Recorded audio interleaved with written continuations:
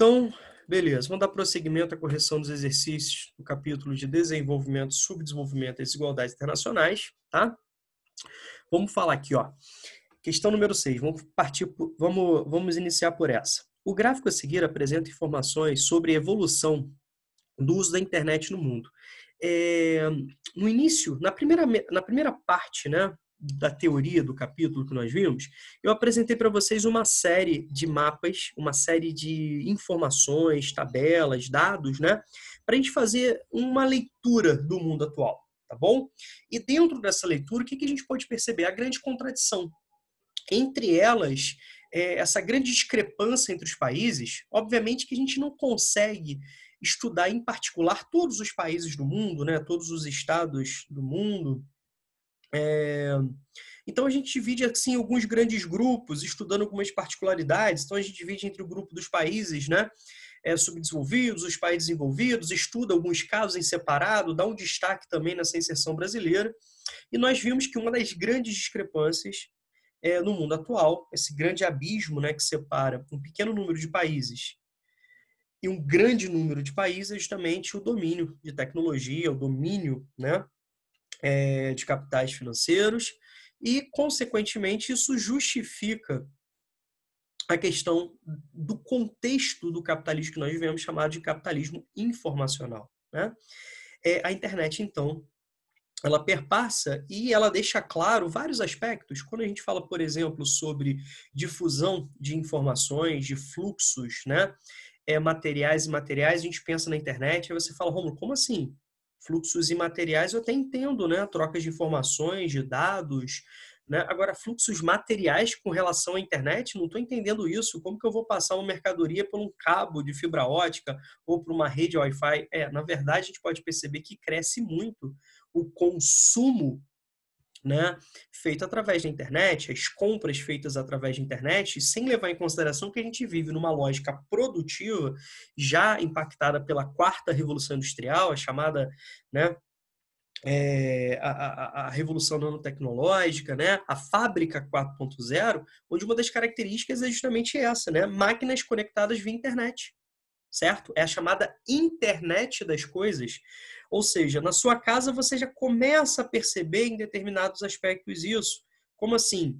Determinados aparelhos eletrônicos, eletrodomésticos conectados via internet, como, por exemplo, através do seu celular, o seu celular, né, podendo controlar uma TV, podendo controlar a iluminação da casa, a gente começa a perceber. Isso é um reflexo já praticado nas fábricas, né?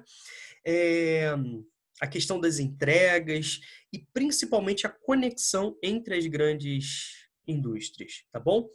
Então, o acesso à internet, gente, necessita de investimentos, necessita de infraestrutura, necessita de interesses privados e, né, políticas públicas, certo? Então, tem uma série de fatores que explicam determinadas áreas, apresentando maior acesso à internet e outras, né, menos acesso.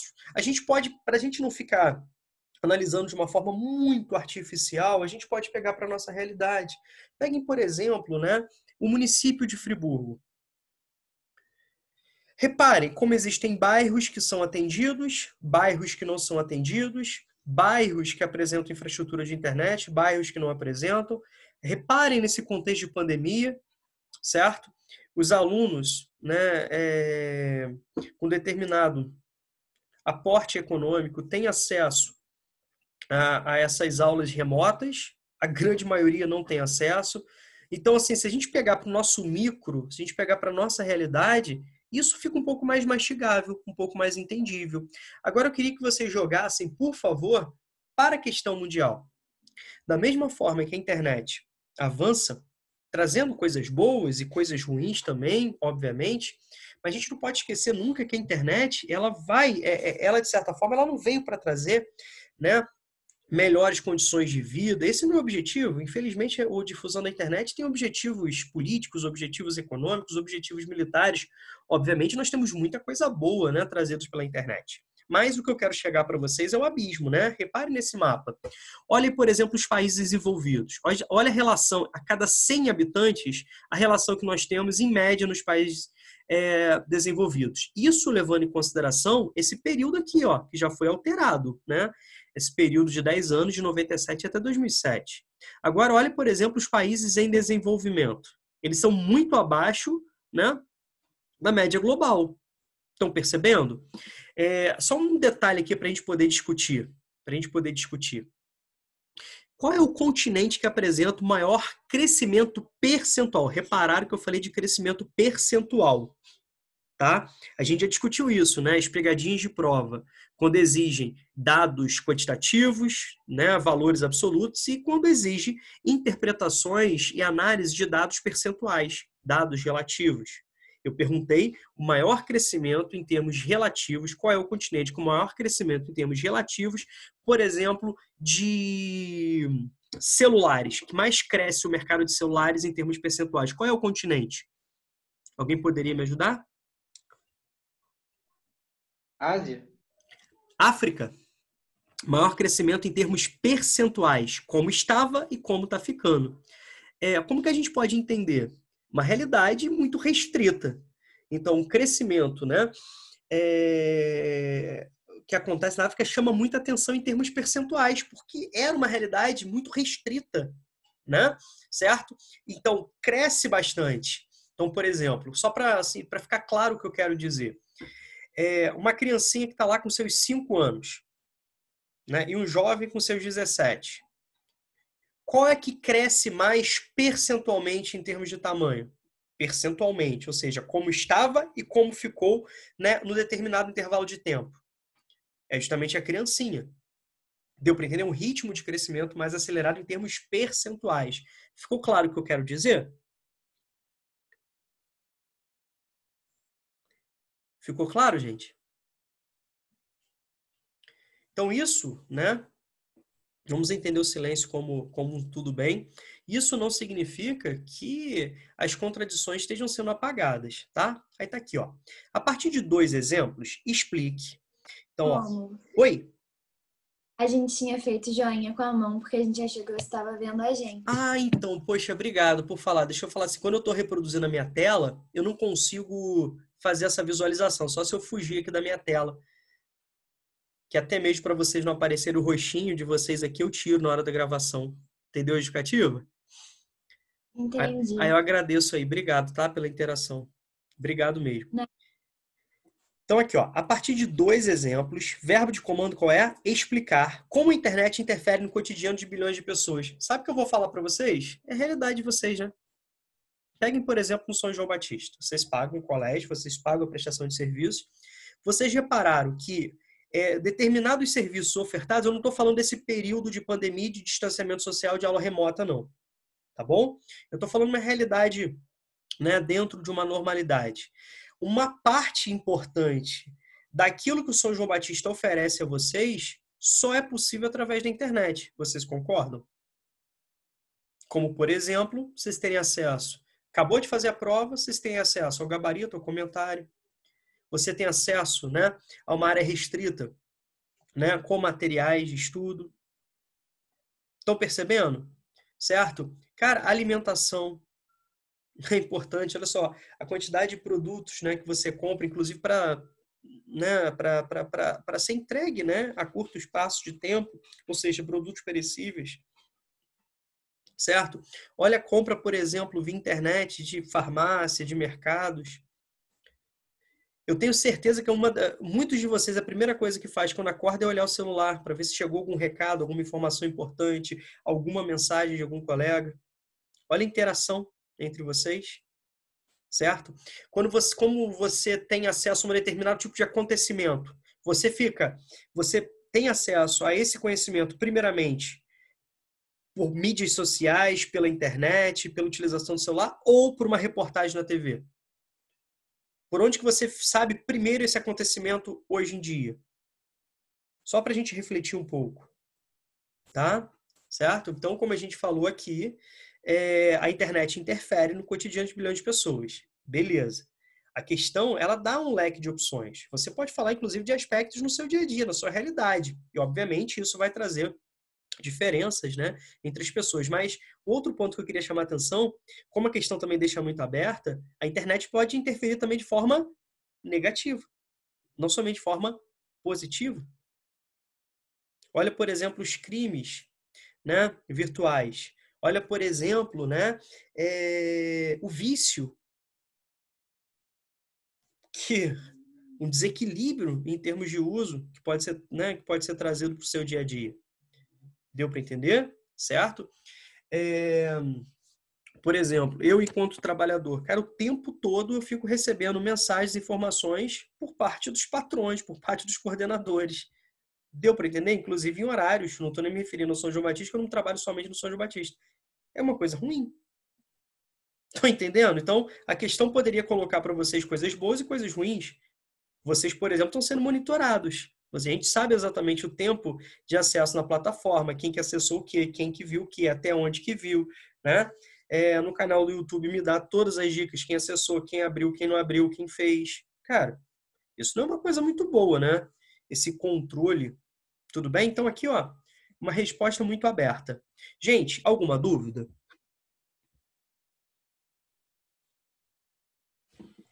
Não. Não? Então, reparem que eu falei, numa questão objetiva, tá? Ela pode pedir benefícios da internet, coisas boas, e também pedir situações não tão boas. Tá claro?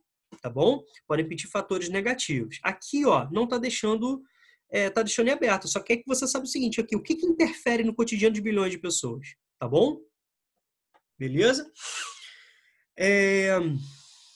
Questão, assim, não tem como ficar discutindo essa questão, porque a gente vai ficar aqui, né, horas e horas e horas falando, né? Acesso à informação, outras culturas, né? Por exemplo, você quer fazer uma receita, cara, na mesma hora você coloca ali, você tem ali as receitas mais variadas de cada parte do globo diferente, né? Isso é muito legal. Gente, a próxima questão aqui é uma questão do Enem, tá? Que traz a questão da fome. Isso é uma das grandes problemáticas e uma das grandes, né, características do subdesenvolvimento. A fome estrutural. Né? A fome não relacionada à quantidade ofertada, mas o acesso. Muito se fala sobre um planeta onde nós temos uma população, né, que ultrapassa 7 bilhões de pessoas, chegando a quase 8 bilhões de pessoas, uma população em torno de 7,7 bilhões hoje, onde não tem como atender todas essas pessoas. Se propagam essas falácias, né? Como, por exemplo, os neomalthusianos, que falam que o planeta não tem condições de produzir riqueza, alimentos para todo mundo. Então, vai gerar um ponto, assim, muito complicado. Gente, nós produzimos alimentos hoje que daria para atender quase o dobro da população. Então, não é pela não produção. Até porque aumentou-se muito a capacidade produtiva, né, do homem, a produtividade extremamente elevada, a incorporação de territórios, né, a possibilidade de incorporação de territórios que até então não eram tão, né, ideais para determinado tipo de cultivo, as evoluções tecnológicas, as técnicas agrícolas modernas. Né? Vamos pegar de novo o Brasil como exemplo. O Brasil hoje tem 211 milhões de habitantes. Tá? E o Brasil, alguns anos atrás, ele voltou ao mapa da fome da ONU. Recapitulando um pouco isso, o que significa o mapa da fome? São justamente aqueles países que apresentam um percentual acima de 5% do seu total de população em condição de insegurança alimentar. Ou seja, que tenha problemáticas em termos de quantidade e de qualidade alimentar. A subnutrição está relacionada a isso. Tem capacidade, tem coerência. Um país como o Brasil, com uma extensão territorial absurda, com excelentes condições climáticas de solo, ou seja, condições naturais, um histórico, né, de produção no campo, ter um percentual tão grande da sua população passando fome, subnutrida, então a fome ela é causada por vários fatores, e não é pela falta de alimento, mas é pela desigualdade, a dificuldade de acesso ao alimento, o aumento do custo desse alimento, Olha a quantidade de produtos que nós consumimos hoje. A grande maioria, ela é transformada, ela é modificada.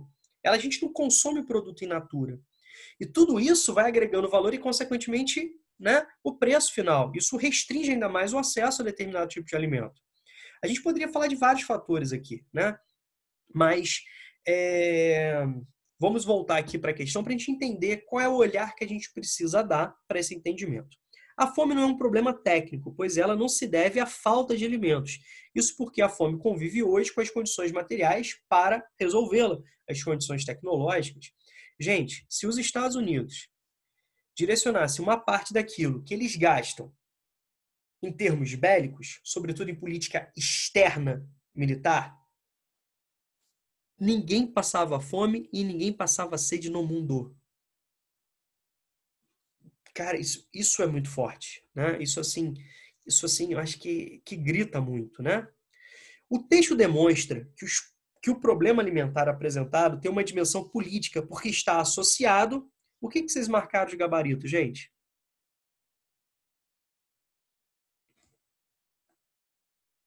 O que vocês marcaram aí? O que vocês apontaram de gabarito, fazendo um favor? Eu marquei a letra B. B de bola? Isso. Show. Assim, a questão aqui, como várias, né, do Enem, é prestar atenção que o texto é o fator importante. Como assim, Rômulo? A gente pode ter respostas coerentes aqui, né? Quando você fala, ó, da escala de produtividade regional, por exemplo. De fato, nós temos áreas, né, com maior introdução de tecnologia, com maior, né, produtividade. Obviamente, uma das grandes discrepâncias é justamente o padrão produtivo. Beleza. O padrão de distribuição da renda. Certo? Você tem grana, você tem acesso ao alimento. Se você não tem grana, você não tem acesso ao alimento, levando em consideração que o alimento é uma mercadoria. Dificuldade de armazenagem de grãos. Algumas áreas têm, de fato, dificuldade de armazenagem de grãos. Um dos grandes investimentos, né, que o Brasil precisa fazer é em termos de garantir condições de escoamento, condições de armazenagem. Beleza? Crescimento da população mundial. Como eu falei para vocês, isso é um olhar extremamente malthusiano, né? Os malthusianos falam que o crescimento populacional leva à pobreza. Já, por exemplo, né, os reformistas, uma orientação marxista, fala que a pobreza é que leva ao crescimento populacional. Então, os neomalthusianos vão propor o quê? Controle da natalidade, políticas antinatalistas. Sem nenhum tipo de embasamento teórico, sem nenhum tipo de justificativa. Já a escola reformista vai falar o seguinte, cara, a gente tem que coibir e combater a pobreza, a miséria. Custo de escoamento de produtos. Olha o Brasil. Um país de dimensões continentais que, ao longo da sua política econômica, ao longo da sua história, ao longo do seu desenvolvimento econômico, passa-se a integrar seus territórios a partir do rodoviarismo, priorizando o rodoviarismo. É um dos grandes problemas que o Brasil precisa enfrentar. A lógica, né, a questão logística no Brasil está diretamente relacionada ao chamado custo Brasil, ou seja, aquilo que encarece a produção brasileira. Beleza? Então, custo de escoamento. Olha a capacidade de transporte, né, em relação àquilo que se transporta em quantidade e o consumo energético de um caminhão quando comparado a um trem, quando comparado, por exemplo, a um navio. Obviamente, cada produto, assim, a escolha do melhor transporte tem a ver com o tipo de produto, com a distância, com as características do terreno, né? Vários fatores, mas, de fato, tudo se interfere. Então, gente, dependendo da questão, dependendo da pergunta, dependendo do texto, dependendo do comando da questão, nós teríamos, né, uma situação a ser analisada. Mas aqui ele está dizendo claro, olha só, a fome não é um problema técnico, pois ela não se deve à falta de alimentos, e sim o quê? A desigualdade mundial. Está aqui. Item B. Como foi apontado. Acho que foi Júlia que falou, se eu não me engano. Tá certo? Como foi apontado aqui. Rômulo, foi a Isabelle que falou, mas eu também marquei a B. Então tá, desculpa, Isabelle e Júlia, me perdoem. Mas, não tem problema. Então, Isabelle está certíssima, né? Devido à desigualdade. Padrão de distribuição de renda significa grande desigualdade mundial. Então, a gente pode pegar isso, fazer uma análise macro, como está falando do planeta aqui, e pode fazer uma análise em padrões regionais, em padrões nacionais. Você pode fazer até um padrão em termos de município, né? Onde que nós temos maior parcela de população passando dificuldade? Onde temos a maior parcela da população passando situação de insegurança alimentar, de vulnerabilidade, em situação de rua? Estão percebendo? A gente poderia entrar aqui em vários aspectos. Por exemplo, ano que vem a gente vai falar de urbanização e a gente vai falar importante, né? Situações importantes, como, por exemplo, né? Hortas coletivas, hortas urbanas, né? Terraços verdes. A gente vai falar de vários fatores que tem como, né? Fundamento, objetivo também você levar alimentos de maior qualidade, porque nós pregamos uma produção de agroecologia, né? Uma produção agroecológica nas áreas urbanas, certo? Mais acessível à população, de melhor qualidade, beleza? A gente vai falar de vários fatores, tá bom? Gente, alguma dúvida aqui na questão de número 7? Tudo tranquilo? Tudo beleza, gente? Alguma dúvida? Então é isso.